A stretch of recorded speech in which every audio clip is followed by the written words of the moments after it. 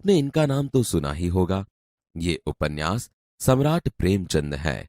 आइए इनके बारे में कुछ और जानें।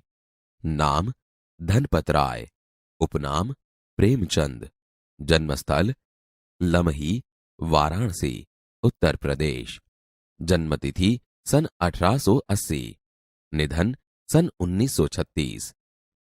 आपने प्रेमचंद का परिचय पाया, अब उनके साहित्यिक जीवन के बारे में भी जानिए। आरंभ में वे नवाब राय नाम से उर्दू साहित्य में लिखते थे।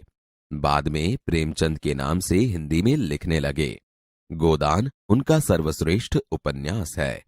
इसके अलावा गबन, मंगलसूत्र, रंगभूमि, कर्मभूमि उनके उपन्यास है। उन्होंने कई सारी कहानियां भी लिखी है, जो मानसरोवर भाग 1 से 8 में संकलित है। साहित्य में प्रगतिवाद को जागृत करने के लिए उन्होंने जागरण तथा हंस नामक पत्रिकाओं का संपादन भी किया था। ईदगाह उनकी ऐसी ही एक अमर कहानी है। रमजान के पूरे 30 रोजों के बाद आज ईद आई है। कितना मनोहर, कितना सुहावना प्रभात है। आज का सूर्य देखो, कितना प्यारा, कितना शीतल है, मानो संसार को ईद की बधाई दे रहा है। गांव में कितनी हलचल है। ईदगाह जाने की तैयारियां हो रही है। किसी के कुर्ते में बटन नहीं है, पड़ोस के घर में सुई धागा लेने दौड़ा जा रहा है। किसी के जूते कड़े हो गए हैं, उनमें तेल डालने के लिए तेली के पास भागा जाता है। जल्दी जल्दी बैलों को सानी पानी दे दें। ईदगाह से लौटते लौटते दोपहर हो जाएगी। 3 कोस का पैदल रास्ता, फिर सैकड़ों आदमियों से मिलना भेंटना। दोपहर के पहले लौटना असंभव है। लड़के सबसे ज्यादा प्रसन्न है। किसी ने 1 रोजा रखा है, वह भी दोपहर तक, किसी ने वह भी नहीं। लेकिन ईदगाह जाने की खुशी उनके हिस्से की चीज है। रोजे बड़े बूढ़ों के लिए होंगे, इनके लिए तो ईद है। रोज ईद का नाम रटते थे, आज वह आ गई। अब जल्दी पड़ी है कि लोग ईदगाह क्यों नहीं चलते। उनकी अपनी जेबों में तो कुबेर का धन भरा हुआ है। बार बार जेब में से अपना खजाना निकाल कर गिनते हैं और खुश होकर फिर रख देते हैं।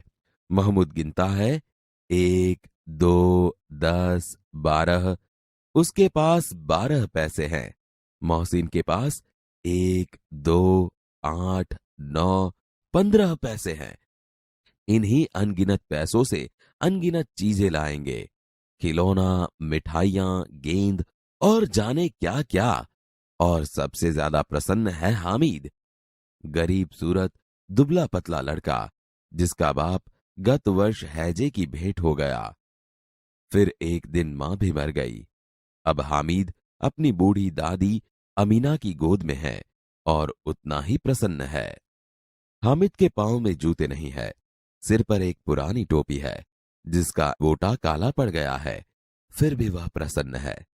अभागिन अमीना अपनी कोठरी में बैठी रो रही है। आज ईद का दिन और उसके घर में दाना नहीं। इस अंधकार और निराशा में वह डूबी जा रही है। किसने बुलाया था इस निगोड़ी ईद को? अमीना का दिल कचोट रहा है। गांव में बच्चे अपने अपने बाप के साथ जा रहे हैं। हामिद का बाप अमीना के सिवाय और कौन है? उसे कैसे अकेले जाने दे? उस भीड़ भाड़ में बच्चा कहीं खो गया तो क्या होगा? नहीं, अमीना उसे यों न जाने देगी। नन्ही सी जान 3 कोस चलेगा कैसे? पैरों में छाले पड़ जाएंगे, जूते भी तो नहीं है। कुल 2 आने पैसे बच रहे हैं।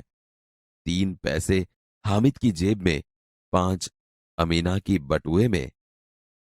यही तो बिसात है और ईद का त्योहार। अल्लाह ही बेड़ा पार लगाए। तुम डरना नहीं अम्मा, मैं सबसे पहले आऊंगा। गांव से मेला चला और बच्चों के साथ हामिद भी जा रहा था। कभी दौड़कर आगे निकल जाता, फिर किसी पेड़ के नीचे खड़े होकर साथ वालों का इंतजार करता। हामिद के पैरों में तो जैसे पर लग गए हैं। वह कभी थक सकता था, बड़ी इमारतें आने लगी। यह अदालत है, यह कॉलेज है, यह कलाघर है। आगे चले। हलवाइयों की दुकानें शुरू हुई। आज खूब सजी हुई थी। इतनी मिठाइयां कौन खाता है? देखो ना, एक एक दुकान पर मनो होंगी। सहसा ईदगाह नजर आई। इमली के घने वृक्षों की छाया है। नीचे पक्का फर्श है। उस पर जाजिम बिछी हुई है। रोजेदारों की पंक्तियां एक के पीछे एक न जाने कहां तक चली गई हैं। यहां कोई धन और पद नहीं देखता। इन ग्रामीणों ने भी वजू किया और पिछली पंक्ति में खड़े हो गए। कितना सुंदर संचालन है, कितनी सुंदर व्यवस्था। हजारों सिर एक साथ सिजदे में झुके जाते हैं, फिर सब एक साथ खड़े हो जाते हैं, मानो भ्रातृत्व का एक सूत्र समस्त आत्माओं को एक कड़ी में पिरोए हुए हैं। नमाज खत्म हो गई। लोग आपस में गले मिल रहे हैं। अब मिठाइयां और खिलौनों की दुकानों पर धावा होता है। ग्रामीणों का यह दल इस विषय में बालकों से कम उत्साही नहीं है। यह देखो, हिंडोला है, 1 पैसा देकर चढ़ जाओ। कभी आसमान पर जाते हुए मालूम होता है, कभी जमीन पर गिरते हुए। यह चरखी है। लकड़ी के हाथी, घोड़े और ऊंट छड़ों से लटके हुए हैं। 1 पैसा देकर बैठ जाओ और 25 चक्करों का मजा लो। महमूद, मोहसिन, नूरे और सम्मी इन घोड़ों पर बैठते हैं। हामिद दूर खड़ा है। 3 पैसे तो उसके पास हैं। अपने कोष का 1/3 जरा सा चक्कर खाने के लिए नहीं दे सकता। सब चरखियों से उतरते हैं। खिलौने लेंगे। इधर दुकानों की कतार लगी हुई है। तरह तरह के खिलौने हैं। सिपाही और गुजरिया, राजा और वकील, बिश्ती और धोबिन। वाह, लगता है अब बोलना ही चाहते हैं। महमूद सिपाही लेता है, खाकी वर्दी और लाल पगड़ी वाला, कंधे पर बंदूक रखे हुए। मालूम होता है अभी कवायद किए चला आ रहा है। मोहसिन को भिश्ती पसंद आया। कमर झुकी हुई, ऊपर मशक रखे हुए हैं। मशक का मुंह एक हाथ से पकड़े हुए है। कितना प्रसन्न है, शायद कोई गीत गा रहा है। बस मशक से पानी उड़ेलना ही चाहता है। नूरे को वकील से प्रेम है। काला चौगा, नीचे सफेद अचकन, अचकन के सामने की जेब में घड़ी, सुनहरी जंजीर, एक हाथ में कानून का पोथा लिए हुए। मालूम होता है अभी किसी अदालत से जिरह या बहस के लिए चले आ रहे हैं। ये सब 2-2 पैसों के खिलौने हैं। हामिद के पास कुल 3 पैसे हैं। इतने महंगे खिलौने कैसे ले? खिलौना कहीं हाथ से छूट पड़े तो चूर चूर हो जाए, जरा पानी पड़े तो सारा रंग धुल जाए। ऐसे खिलौने किस काम के? उन्हें लेकर वह क्या करेगा? खिलौनों के बाद मिठाइयां आती है। किसी ने रेवड़ियां ली है, किसी ने गुलाब जामुन, किसी ने सोहन हलवा। मजे से खा रहे हैं। हामिद बिरादरी से पृथक है। अभागे के पास 3 पैसे हैं। क्यों नहीं कुछ लेकर खाता? ललचाई आंखों से सब मिठाइयों के बाद कुछ दुकानें लोहे की चीजों की हैं, कुछ गिलट और कुछ नकली गहनों की। लड़कों के लिए यहां कोई आकर्षण नहीं है। वे सब आगे बढ़ जाते हैं। हामिद लोहे की दुकान पर रुक जाता है। कई चिमटे रखे हुए हैं। दादी के पास चिमटा नहीं है। तवे से रोटियां उतारती है तो हाथ जल जाते हैं। अगर वह चिमटा ले जाकर दादी को दे तो कितनी प्रसन्न होगी। फिर उनकी उंगलियां कभी न जलेगी। घर में एक काम की चीज हो जाएगी। खिलौने से क्या फायदा? व्यर्थ में पैसे खराब होते हैं। जरा देर ही तो खुशी होती है, फिर तो खिलौनों की और कोई आंख उठाकर नहीं देखता, या फिर घर पहुंचते पहुंचते टूट फूट कर बर्बाद हो जाएंगे। चिमटा कितने काम की चीज है। रोटियां तवे से उतार लो, चूल्हे में सेक लो। कोई आग मांगने आए तो चटपट चूल्हे से आग निकाल कर उसे दे दो। अम्मा बेचारी को कहाँ फुर्सत है कि बाजार जाए, और इतने पैसे ही कहाँ मिलते हैं। रोज हाथ जला लेती है। हामिद के साथी आगे बढ़ गए हैं। सबील पर सब शरबत पी रहे हैं। देखो सब कितने लालची है। इतनी मिठाइयाँ ली, मुझे किसी ने एक भी न दी। उस पर कहते हैं मेरे साथ चलो, मेरा यह काम करो, मेरा वह काम करो। अब अगर किसी ने कोई काम करने को कहा तो पूछूंगा, खाए मिठाइयाँ, आपका मुंह सड़ेगा, फोड़े फुसियाँ निकलेगी, आप ही जबान चटोरी हो जाएगी। तब घर से पैसा चुराएंगे और मार खाएंगे। अम्मा चिमटा देखकर मेरे हाथ से लेगी और कहेंगी, मेरा बच्चा अम्मा के लिए चिमटा लाया है, कितना अच्छा लड़का है। इन लोगों के खिलौने पर कौन इन्हें दुआएं देगा।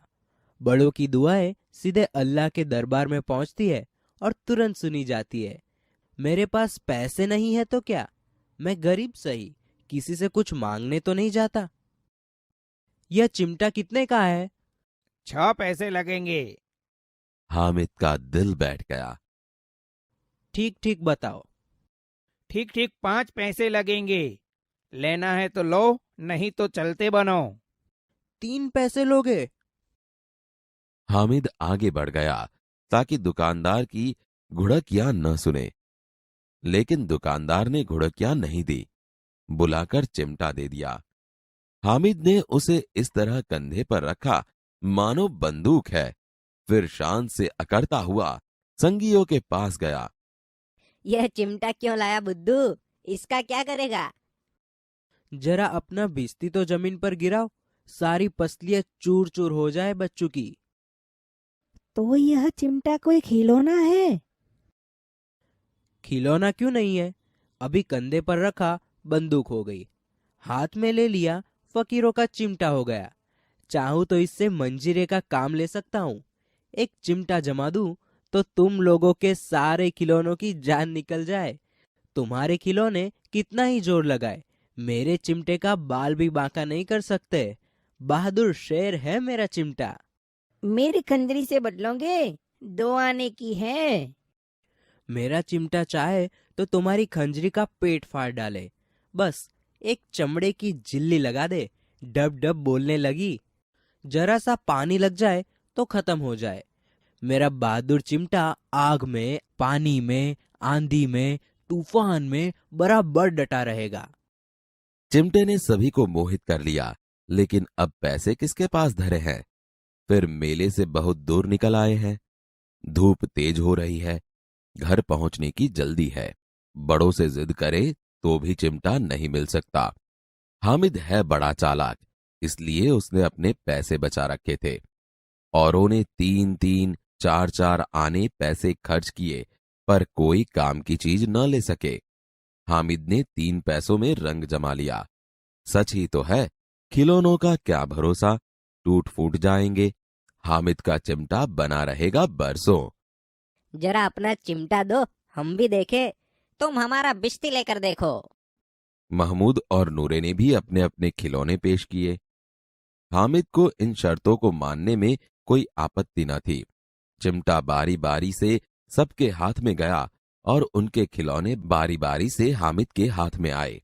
कितने खूबसूरत खिलौने थे। रास्ते में महमूद को भूख लगी। उसके बाप ने केले खाने को दिए। महमूद ने केवल हामिद को अपना साथी बनाया। उसके अन्य मित्र मुंह ताकते रह गए। यह उस चिमटे का प्रभाव था। 11 बजे सारे गांव में हलचल मच गई। मेले वाले लौट आए। मोहसिन की छोटी बहन ने दौड़कर भिश्ती उसके हाथ से छीन लिया और मारे खुशी के उछली तो मियां भिश्ती नीचे आ रहे और सुरलोक सिधारे। मियां नूरे के वकील का अंत इससे भी ज्यादा गौरवमय हुआ। वकील जमीन पर या ताक पर बैठ नहीं सकते, उनकी मर्यादा का विचार तो करना ही होगा। दीवार में 2 खूंटियां गाड़ी गई, उन पर लकड़ी का एक पटरा रखा गया।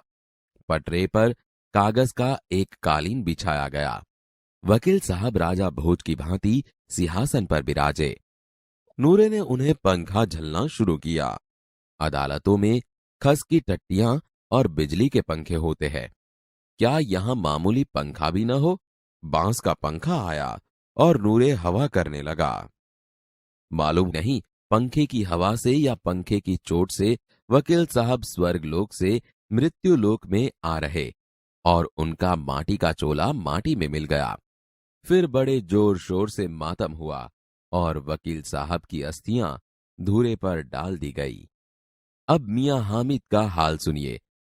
अमीना उसकी आवाज सुनते ही दौड़ी और उसको गोद में उठाकर प्यार करने लगी। सहसा उसके हाथ में चिमटा देखकर वह चौंकी।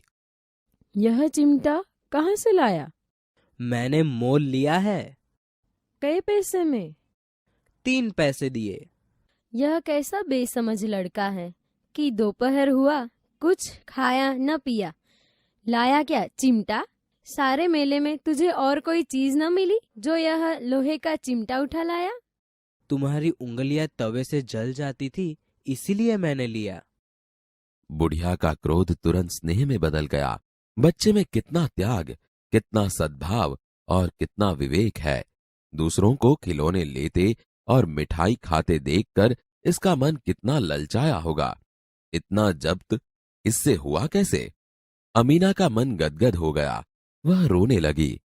दामन फैलाकर हामिद को दुआएं देती जाती थी और उसकी आंखों से आंसू की बड़ी बड़ी बूंदें गिर जाती थीं।